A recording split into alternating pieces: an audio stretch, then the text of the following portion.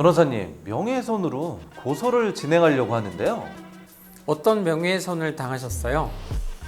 제가 자문위원으로 있는 비영리 단체로부터 500만 달러나 횡령했다고 허위 주장을 접했거든요. 누가 그런 주장을 했나요? 주장을 한 사람이 주장을 한 당사자가 휴먼, 즉 사람이 아니에요. 사람이 아니면 그럼요. 들어는 봤을래나 모르겠네요. 되게 생소한데 생성형 인공지능 챗 GPT래나 뭐래나. 이렇게 당사자가 사람이 아닌 경우에도 누구를 고소해야 하는지 정말 헷갈립니다. 이런 경우에는 챗 GPT를 만든 회사 오픈 AI를 고소해야겠군요. 위의 이야기는 앞으로 다가올 미래의 이야기가 아닙니다. 미국에서 실제로 일어난 팩트로서 며칠 전 언론을 통해 보도되었습니다. 또 이런 일도 있었는데요. 지난 2월 국내의 한 국제학교 학생들 7명이 영어 에세이 과제를 챗 GPT로 대필한 것이 밝혀져 전원 0점 처리된 경우도 있었습니다. 국제학교의 선생님은 GPT 제로라는 프로그램을 이용하여 챗 GPT로 대필한 에세이를 찾아냈다고 합니다. 이처럼 챗 GPT를 과제에 이용하는 학생들이 늘고 있어서 고등학교들과 대학들은 그 대응 방안을 고심하고 있다고 합니다. 오늘은 IT 분야의 핫 이슈로 떠올라서 IT 업계뿐만 아니라 현대를 살아가는 모든 분들이 관심을 가지고 있는 챗 GPT에 관하여 심층적으로 다뤄보도록 하겠습니다. 여러분들은 챗 GPT란 무엇인지 정확히 알고 계신가요? 챗 GPT를 알기 위해서는 우선 AI에 대해서 먼저 알아봐야 합니다. 왜냐하면 챗 GPT는 생성형 AI의 한 종류이기 때문이죠. 그럼 AI란 무엇일까요? AI는 Artificial Intelligence, 우리말로 인공지능을 뜻합니다. 그리고 인공지능이란 인간의 지능적인 행동을 모방하도록 학습된 모든 종류의 컴퓨터 시스템을 일컫습니다. 2016년 바둑계의 샌돌이라고 불리우던 이세돌 기사가 구글 AI 알파고와 바둑 승부를 겨룬 적이 있었습니다. 당시 프로 기사들을 상대로 70승 전승을 거두었던 알파고는 이세돌과 4판을 겨뤄서 3판을 이기고 1패를 당합니다. 알파고는 프로 기사와 바둑 승부에서 74전 73승 1패를 거두었습니다. 이 알파고가 바로 전형적인 AI, 즉 인공지능입니다. 이처럼 AI, 인공지능에는 게임을 하거나 언어를 번역할 뿐만 아니라 마치 사람처럼 대화를 하기도 하고 주식시장을 분석하거나 건강상태의 진단을 도와주는 등의 복잡한 시스템이 모두 포함됩니다. 그런데 AI에서 한 가지 짚고 넘어갈 부분이 있습니다.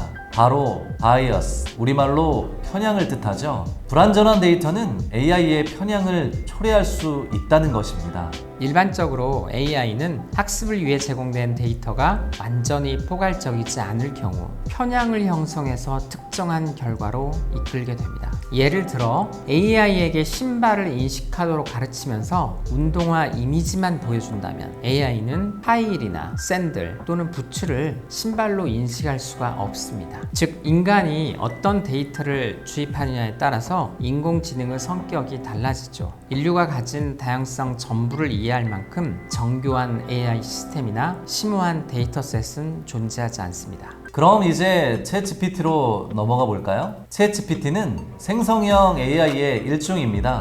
여기에서 생성형 AI란 텍스트와 영상, 이미지 등 기존 콘텐츠를 활용하여 유사한 콘텐츠를 새로 만들어내는 인공지능 기술을 말합니다. 챗 GPT와 텍스트 생성형 AI인 리튼, 이미지 생성형 AI인 미드저니 등을 예로 들 수 있습니다. 챗 GPT, 세계 최대 AI 연구소인 오픈 AI에서 만들어낸 생성형 AI입니다. 챗 GPT가 주목을 받는 이유는 사용자 측면에서 확산 속도가 추월을 불허하죠. 기존의 AI들과 월등히 차별화된 능력을 보이기 때문입니다. 먼저 확산 속도 측면에서 살펴보면 챗 GPT는 2022년 11월에 출시되면서 폭발적인 관심을 받아서 5일 만에 100만 명, 1개월 만에 1000만 명의 사용자를 모았습니다. 2개월 만에 월간 활성 사용자 수가 1억 명을 돌파했습니다. 그 능력 면에서 따져보면 인간 고유 영역으로 여겨졌던 창조 영역에 최초로 진입한 생성 AI입니다. 챗GPT에서 GPT는 Generative Pre-trained Transformer 이런 약자죠. 번역하면 Generative 생성형, Pre-trained 사전학습, Transformer 변환기, 즉 생성형 사전학습 변환기라고 해석이 될 수 있습니다. 챗 GPT는 기존의 챗봇과는 다르게 표면적인 정보 뒤에 숨어있는 맥락을 이해하고 과거 대화 기록을 기억합니다. 그래서 단순히 정보를 전달하는 것이 아닌 사람과 대화를 나누는 것과 동일합니다. 게다가 출시된 지 2달 동안 미국 와튼스쿨 MBA, 미국 의사의 언어 시험, 로스쿨 시험 등을 모두 무난하게 통과하며 인간의 지적 능력 상위 10%와 맞먹는 역량을 입증하기도 했습니다.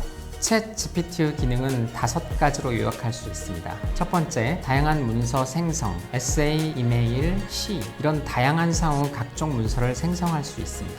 두 번째, 다양한 주제에 대한 대답, 일반적인 지식에서 특정 주제에 이르기까지 다양한 주제에 대한 질문에 답안 작성이 가능합니다. 세 번째, 인간과의 대화 텍스트 생성. 인간과의 대화에 참여하여 상황에 맞게 적절하고 일관된 텍스트를 생성할 수 있습니다. 네 번째, 다른 언어로 텍스트의 번역. 한 언어에서 다른 언어로 텍스트 번역이 가능합니다. 다섯 번째, 텍스트 요약. 긴 텍스트를 더 짧고 간결한 버전으로 요약할 수 있습니다. 물론 챗GPT는 한계도 가지고 있습니다. 첫 번째로는 챗GPT는 제공받은 훈련 데이터 기반으로만 응답을 생성할 수 있습니다. 두 번째로는 훈련 데이터의 출처가 항상 명확한 것은 아니어서 챗GPT가 제공하는 정보에 크게 의존하는 것은 상당한 리스크를 야기할 수 있습니다. 즉, 챗GPT는 만능이 아니며 처음에 지적한 예시처럼 그릇된 정보를 제공할 수도 있습니다.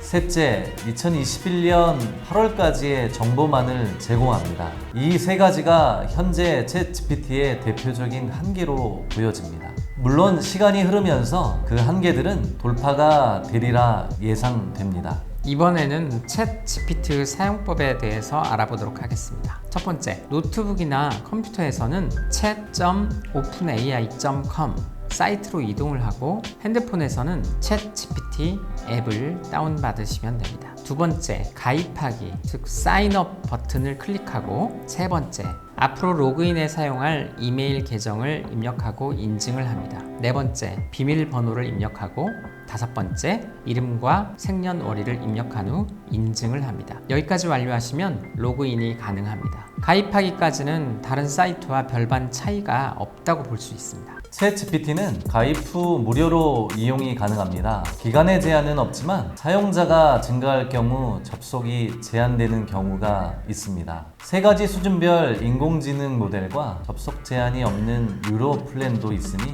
신중하게 선택하시기 바랍니다.